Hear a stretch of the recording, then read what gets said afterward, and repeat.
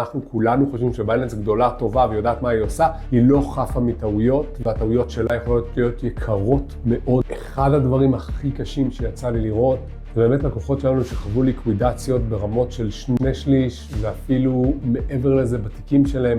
הייתה פשוט טעות נורא גדולה באיך שהמערכות של בייננס עבדו, מחירים של מטבעות מסוימים נפלו גם ב-70 ו-80 ואפילו 90%.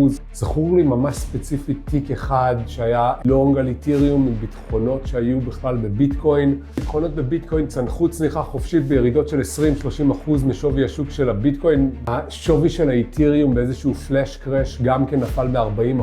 כמובן שהלונגים נסגרו, עם הפסד גדול, ההנזלה הכפויה של הביטקוינים נעשו. אנחנו מדברים פה על הפסדים כוללים בסדרי גודל של מאות אלפי דולרים, שבסוף היום אתה מסתכל על תיק הזה ואתה אומר לעצמך, וואו, איך בכלל מתאוששים מהדבר הזה.